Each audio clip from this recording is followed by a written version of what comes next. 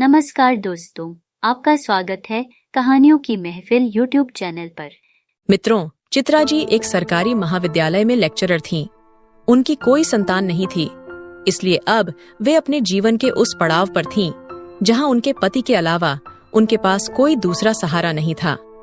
जल्द ही वे नौकरी से सेवानिवृत्त हो गईं और अपनी सरकारी नौकरी से मिले लाखों रुपए के सहारे अपना बाकी जीवन घर पर बिताने लगीं। चित्रा जी बहुत ही मृदुभाषी और सौम्य स्वभाव की थीं। वहीं दूसरी ओर उनके पति भी बहुत अच्छे स्वभाव के थे। आज तक दोनों के बीच कभी किसी बात पर झगड़ा नहीं हुआ था। वे एक दूसरे को बहुत सम्मान से बुलाते थे। अब जब वे अपने जीवन के इस पड़ाव पर पहुंचे तो उन्हें संतान न होने की कमी महसूस होने लगी। एक दिन चित्रा जी अपने पति से कहने लगीं, क्यों न हम एक बच्चा गोद ले लें। पहले मैं अपने काम में इतनी व्यस्त थी कि इस बारे में सोच ही नहीं पाई। कॉलेज में पढ़ने वाले बच्चों को मैं अपनी संतान समझकर उन पर ध्यान देती थी और कड़ी मेहनत करती थी, लेकिन अब जब घर पर अकेली रहती हूँ तो यह खालीपन बहुत अखरता है। बार बार अतीत में झांकती हूँ तो यह सोचकर बहुत दुख होता है कि काश मैंने वह गलती न की होती तो आज हमारा भी कोई बच्चा होता। इस उम्र में आकर मुझे इस पीड़ा से नहीं गुजरना पड़ता। शायद अब तक भगवान ने हमें पोते पोतियों का सुख भी दे दिया होता और हमारा जीवन सुख दुख और आनंद के साथ चलता। जब चित्रा जी अपने पति वीरेंद्र से ये सब कह रही थीं, तो उन्होंने गहरी सांस ली और मुस्कुराते हुए अपनी पत्नी की ओर देखते हुए बोले, क्या तुम्हें सच में लगता है कि जो तुम सोच रही हो वैसा ही होता? कई साल पहले जब चित्रा जी और वीरेंद्र सिंह की शादी को 1 साल पूरा हुआ था, तब चित्रा जी गर्भवती हुई थीं। कुछ महीनों बाद उन्हें यह पता चला कि वे एक बेटे को जन्म देने वाली हैं। लेकिन एक दिन उनकी तबीयत खराब हो गई। फिर भी वे कॉलेज में पढ़ाने के लिए निकल पड़ी। रास्ते में उनका एक दुर्घटना हो गया। वीरेंद्र जी ने उन्हें छुट्टी लेने के लिए कहा था, लेकिन उन्होंने कॉलेज जाने को प्राथमिकता दी और इसी दौरान यह हादसा हो गया। उनकी जान तो बच गई, लेकिन उनका बेटा इस दुनिया को छोड़कर चला गया। इस हादसे की वजह से वे फिर कभी मां नहीं बन सकीं। वीरेंद्र सिंह ने गहरी सांस लेकर चित्रा जी से कहा कि हमारे भविष्य में क्या होने वाला है ये केवल भगवान ही जानते हैं। अगर हमारे लिए संतान होना वास्तव में अच्छा होता तो भगवान ने हमें अवश्य संतान दी होती। कौन जानता है, अगर वही संतान बड़ा होकर हमें इतना दुख और तकलीफ देता तो? इसीलिए भगवान ने हमें पहले ही संतान नहीं दी। यह सुनकर चित्रा जी चुप हो गईं। वह अपने जीवन के कुछ ही वर्ष वीरेंद्र जी के साथ बिता सकीं। एक दिन जब वीरेंद्र जी को अचानक लकवे अर्धांगवायु का दौरा पड़ा, तब चित्रा जी घर में अकेली थीं। आधी रात के समय पति की बिगड़ती हालत देखकर वह घबरा गईं। वह रोने और चिल्लाने लगीं।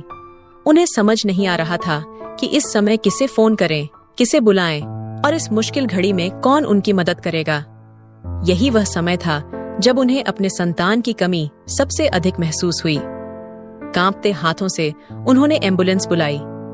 एम्बुलेंस तो आई, लेकिन तब तक बहुत देर हो चुकी थी। वीरेंद्र जी का निधन हो चुका था। यह खबर चित्रा जी पर पहाड़ की तरह टूटी। वह पूरी तरह अकेली पड़ गईं। वह एक स्वावलंबी महिला थीं, लेकिन इस उम्र में पति का इस तरह छोड़कर जाना उनके लिए बहुत बड़ा झटका था। कुछ दिनों तक पड़ोसी और दूर के रिश्तेदार उनसे मिलने आते रहे और उन्हें सांत्वना देते रहे। कुछ रिश्तेदारों ने तो यह तक कहा कि चित्रा जी को उनके साथ चलकर रहना चाहिए, लेकिन चित्रा जी ने साफ मना कर दिया। उनके पास अपना खुद का घर था, पेंशन थी, बैंक बैलेंस था और पति की संपत्ति भी थी। यह सब उनके लिए काफी था। उन्होंने कहीं और जाने से साफ इनकार कर दिया। वह बोली कि मैं अपनी जिम्मेदारी खुद उठा सकती हूँ। धीरे धीरे सभी अपने अपने जीवन में व्यस्त हो गए और चित्रा जी घर में अकेली रहने लगीं। पूरे दिन घर में बैठे रहने से उन्हें खाली घर काटने को दौड़ता था। धीरे धीरे उन्होंने खुद को संभाला। उन्होंने सोचा कि भले ही पैसों की कोई कमी नहीं है, लेकिन घर पर बैठकर खुद को डिप्रेशन का शिकार नहीं बनाना था। अगले ही दिन चित्रा जी ने सोचा कि क्यों न घर के पास स्थित एक निजी स्कूल में बच्चों को पढ़ाना शुरू किया जाए, जिससे बच्चों के साथ उनका मन भी थोड़ा हल्का हो जाएगा और समय भी अच्छा कटेगा। अगले दिन जब उन्होंने यह विचार रखा तो स्कूल प्रशासन ने उनकी योग्यता को देखते हुए कहा कि वे हमारी प्राथमिक शाखा में नहीं बल्कि दूसरी शाखा में पढ़ाए, क्योंकि उनके ज्ञान की वहां के बच्चों को अधिक जरूरत थी। चित्रा जी को भी इसमें कोई आपत्ति नहीं थी। वह स्कूल घर से थोड़ी दूरी पर था, लेकिन उनके पास खुद की गाड़ी थी और वह उसे चला सकती थीं। इसलिए वे रोज 50 मिनट का सफर तय करके स्कूल जाने लगीं।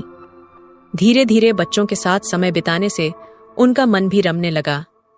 एक दिन जुलाई के महीने में दोपहर के समय जब वह स्कूल से लौट रही थीं, तो अचानक उनकी गाड़ी का टायर पंचर हो गया। उन्होंने तुरंत गाड़ी रोकी और नीचे उतरकर देखा तो टायर की पूरी हवा निकल चुकी थी। चारों ओर दूर दूर तक कोई नजर नहीं आ रहा था। सड़क के दोनों ओर मिट्टी और चट्टानों से भरी पहाड़ी जमीन थी। जुलाई की गर्मी में पेड़ों के पत्ते भी झड़ चुके थे, जिससे छांव भी नहीं थी। वहां तो किसी को मदद के लिए बुलाने वाला भी कोई नहीं था। चित्रा जी अब चिंता में पड़ गईं। सड़क पर कई गाड़ियां और मोटरसाइकिलें तेज रफ्तार से गुजर रही थीं। उन्होंने सोचा कि क्यों न किसी से मदद ली जाए। उन्होंने अपनी गाड़ी सड़क के किनारे खड़ी कर दी और हाथ देकर लोगों से मदद मांगने की कोशिश करने लगीं। लेकिन तेज रफ्तार से दौड़ती गाड़ियां भला कहाँ रुकने वाली थीं। सभी अपनी अपनी मंजिल की ओर बढ़ते हुए उनकी तरफ ध्यान दिए बिना निकलते जा रहे थे। यह देखकर चित्रा जी और ज्यादा चिंतित हो गईं।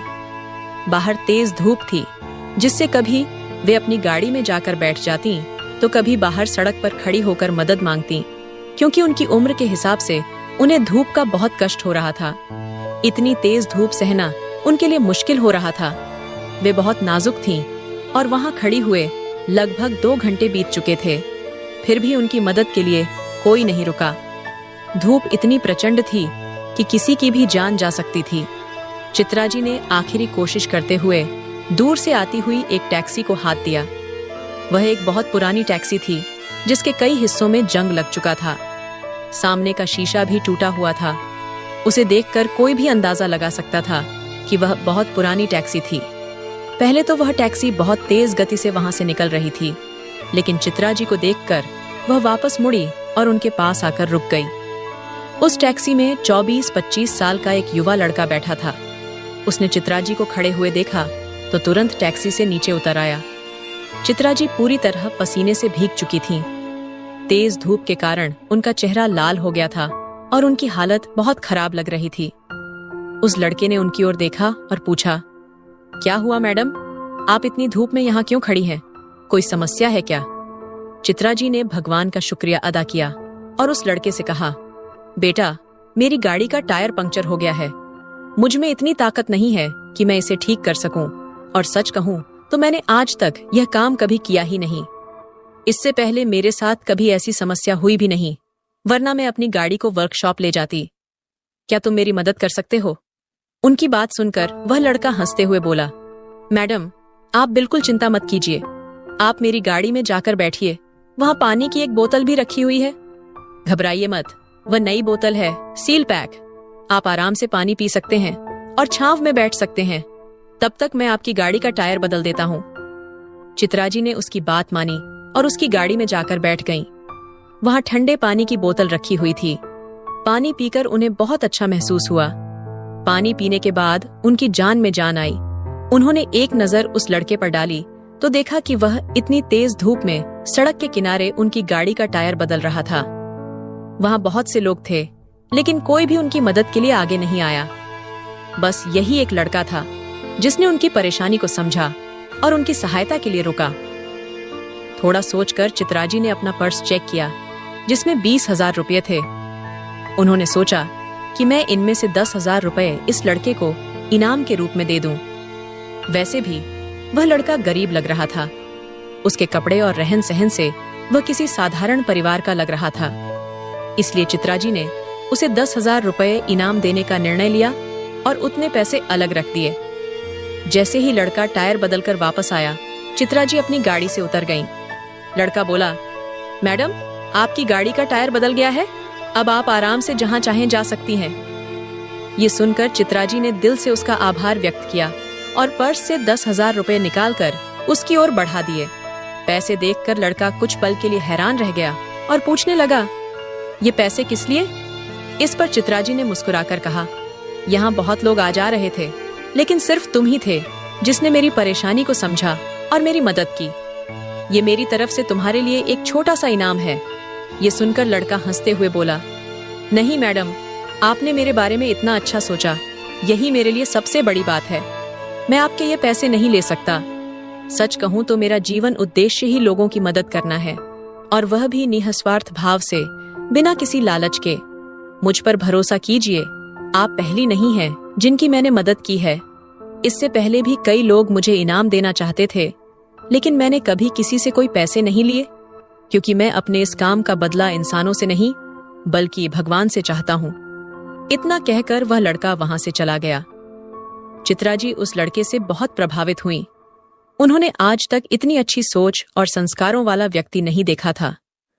उन्होंने गहरी सांस ली और सोचने लगी, निश्चित ही इस लड़के की परवरिश करने वाली माँ बहुत निर्मल हृदय और बड़े मन वाली होंगी।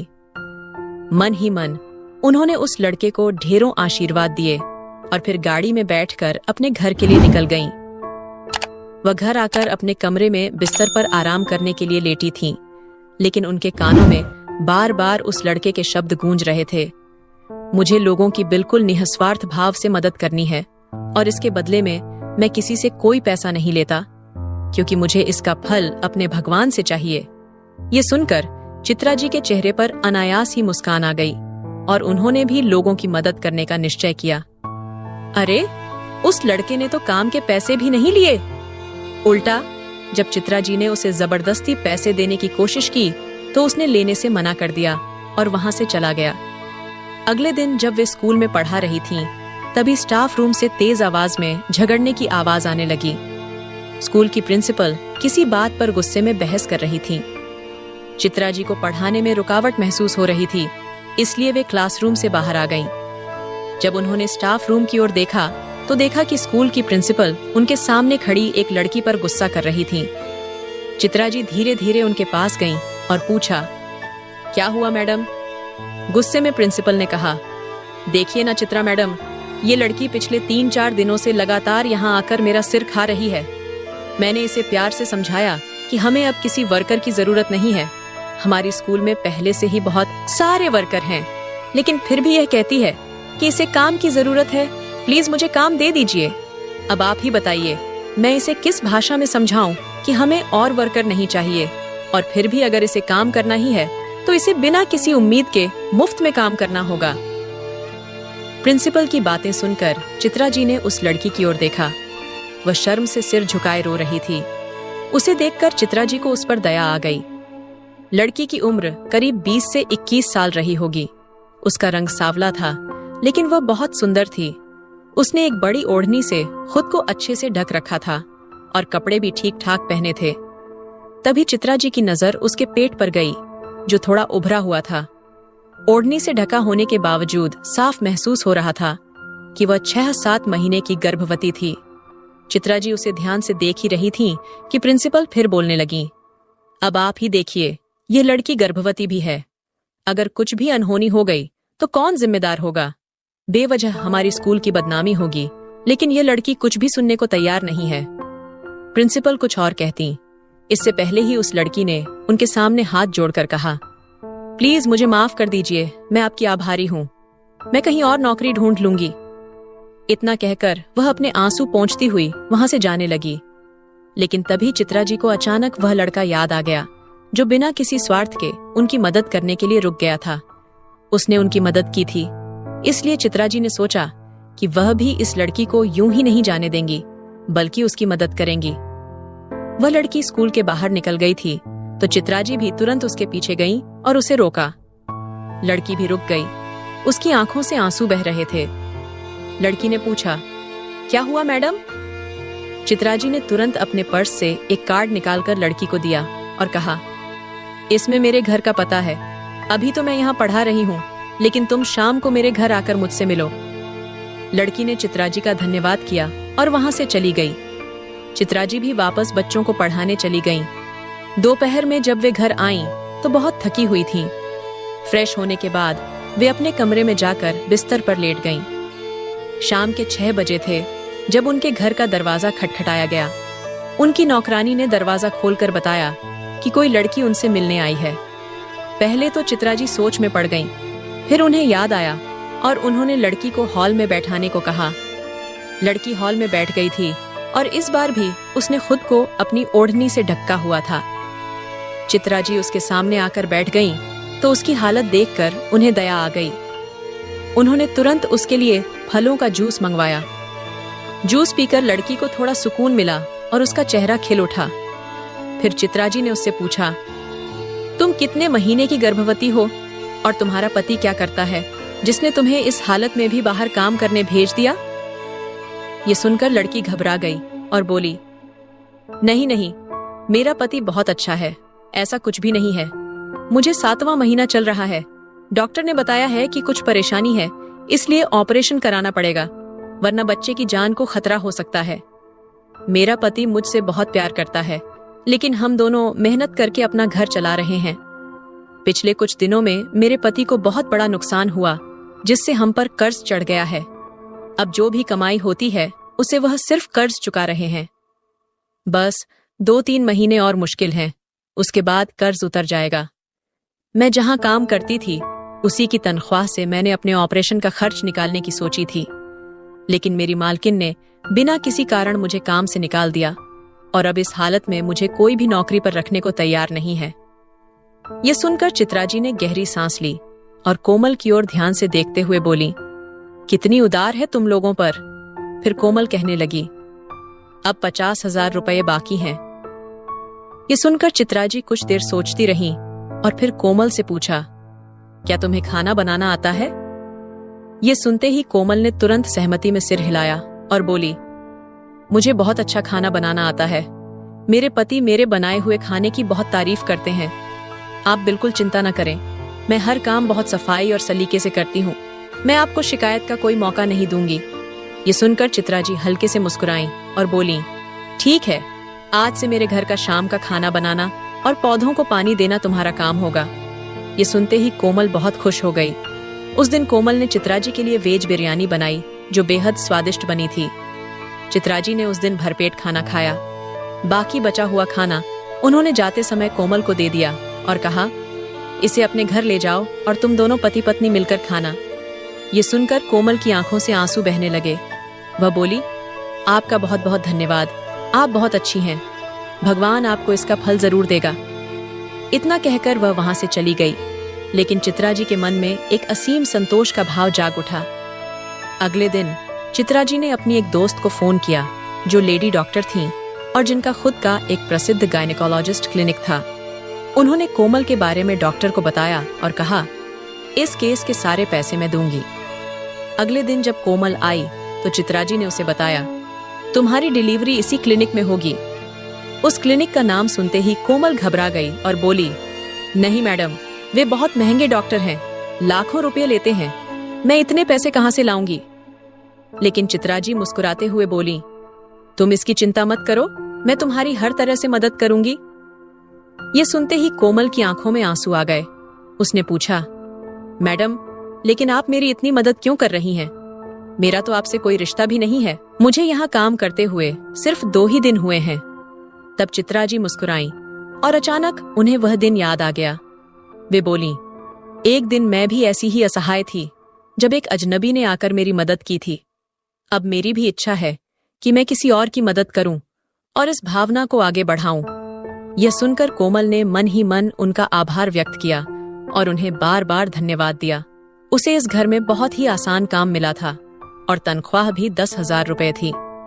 जब उसकी डिलीवरी का समय आया तो चित्रा जी ने कोमल को अपनी दोस्त के क्लिनिक में भेज दिया, जहां कोमल ने एक सुंदर और प्यारे से बेटे को जन्म दिया। जब चित्रा जी को यह खुशखबरी मिली तो उन्हें बहुत खुशी हुई। उन्होंने खुद जाकर कोमल और उसके बेटे से मिलने का फैसला किया। जब वे अस्पताल पहुंची तो अचानक उनके कदम एक पल के लिए वहीं रुक गए, क्योंकि वहां वही पुरानी टैक्सी खड़ी थी जिससे उतरकर एक लड़के ने एक दिन उनकी मदद की थी। जब वे अंदर पहुंची तो उन्होंने देखा कि वही टैक्सी चलाने वाला लड़का उस नवजात बच्चे को अपनी बाहों में लेकर प्यार कर रहा था और सामने कोमल बिस्तर पर लेटी हुई उसे देखकर मुस्कुरा रही थी। यह दृश्य देखकर चित्रा जी को बहुत आश्चर्य हुआ। ये वही लड़का था जिसने उस दिन उनकी मदद की थी और अनजाने में ही आज उसे अपनी उस भलाई का ऐसा अनोखा बदला मिला था।